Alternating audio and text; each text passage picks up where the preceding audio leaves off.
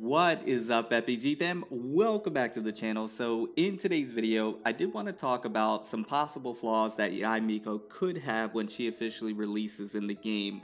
I've been talking about Yae Miko all the way up until this point and will continue to do so, and I think I've been just simply highlighting all of her strengths and what she's going to be bringing to the table pro-wise, and I don't think I've really talked about any of the cons that she might have, and if I did, I might have just briefly discussed it and kind of brushed over it, right? But I did want to talk about the flaws because every character does have their flaws, and I always think it's healthy to speak about these things as well.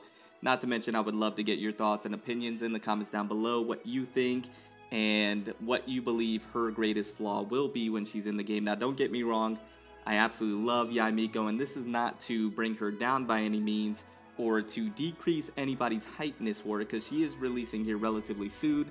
But I thought it would be important to talk about this nonetheless, so that individuals who are free to play or new players to the game, whatever the case may be, have a full understanding of this character and what she's capable of and what she might be lacking in. So with that being said, I'm going to go ahead and jump into it. If you do enjoy the video, go ahead and drop a like. It helps out way more than you even know. And if you're new to the channel or you've been watching all the videos, you just haven't subbed yet, go ahead and sub to the channel. Join the FPG family. We would love to have you stick around. We are on our way to 35K, so thank you guys so much for all the support. Let's go ahead and jump into it. So one of the first things that I did want to talk about as a somewhat of a flaw. Remember, a lot of these things that I may be talking about may be nitpicking a little to some degree, because I think overall Yae Miko is going to be a fantastic character with a lot more pros than cons. But if I was to really state any flaws about her, the first thing that I would have to maybe point to is her normal attack scaling. Once again, this is as of this recording, so if she comes out exactly as we see her right now, then the normal attack scaling is a bit low in relation to other Catalyst users. Now, with that also being the case, I don't believe you're going to be normal attacking with this character that much anyway, so it's not really that much of a con or a flaw, but it's something to take note, right? I think if you're going to be doing anything with Yae Miko, it's going to be more in relation to her elemental skill and elemental burst. And if you're going to be attacking, it's going to be more charge attacking. And speaking about the charge attack, it is in line with the other Catalyst users, so that's not a bad thing. Now, moving over to talking about her skills, if I was to point out just another flaw within this character, I would have to say it's within the elemental burst and the cost of it. Now, for me personally, and I've been on record stating this on prior videos, I don't necessarily, for me and my account and the characters that I have, think this is a flaw per se, because I will be running her alongside the Raiden Shogun, and in this specific scenario, it's actually a pro, but I can see how a lot of individuals, especially new players, may not have the Raiden Shogun, or free-to-play players or light spenders. And so having this high energy cost may be a detriment, because you're not able to get the energy to do the elemental burst, which is really integral to her kit and her gameplay and her damage output. So I can see how not having that fantastic battery in the Raiden Shogun, be able to have enough energy to do the elemental burst, could be a flaw within Yae Miko's kit or what she's bringing to the table. So that's something to keep in mind. Now, I do think that you may be able to take advantage of the electro resonance, and you can really supplement other characters to be a battery instead of the Raiden Shogun, let's say for example like Fischl and others, to where it may not be as big of a hindrance, but the Raiden Shogun definitely makes it easier, and I do have the full understanding of knowing that not everybody will have that set character, so having this high energy cost, it may be burdensome to some individuals or to some players, and they may not want to deal with that, right? They may just opt for somebody else that doesn't need to really have a team centered around just one character, just to make sure that they have enough energy so that way they can get their elemental burst popped off, right? I have that full understanding of knowing that, and so that could be a flaw. That could be something that an individual who's playing the game doesn't want to have to deal with. So the elemental burst cost could be one of those. Now, the other thing I did also want to talk about that could be a bit of a flaw within Yae Miko's kit is that she doesn't really bring any supporting capabilities to the table or to the team and allies, so that could play into some team comps that are limited, right?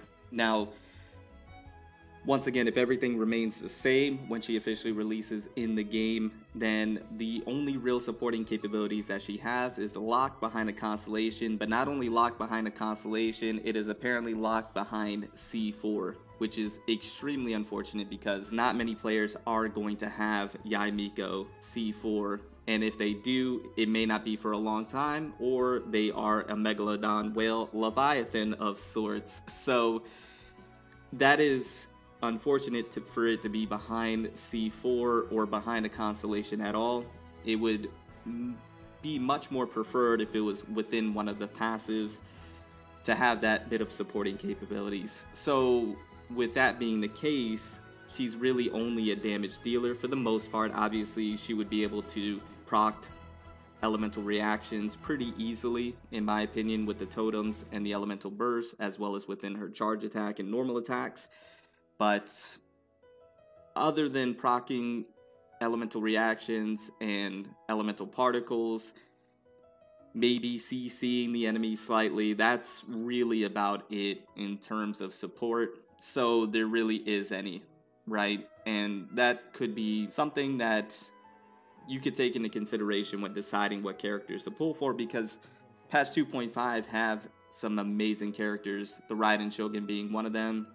Kokomi stock is rising every single day, and it becomes more difficult to recommend Yae Miko to new players, free-to-play players, light spenders, or players that don't have the Raiden Shogun or Kokomi, right? Because I do get that question asked quite frequently, especially in streams. Who should I go for, Yae Miko or the Raiden Shogun? Or who should I go for, Yae Miko or Kokomi? And whenever I get asked that question, especially when it's Yae Miko or the Raiden Shogun, I always, without hesitation, say the Raiden Shogun because of her versatility, her supporting capabilities, her damage output. She's such a well-rounded character. That's why she's one of the best in the game, right? I don't believe you could really say the same for Yae Miko. Now, once again, you have to, I have to be able to use her in game, try her out, and see if that is indeed the case. But if I just look at what's on paper, read the kit, and I have a pretty good understanding of what characters can do just by doing that. Have I been wrong in the past? Of course. But I pride myself in being able to read a kit, understand what a character is doing, and being, close to it when they officially release.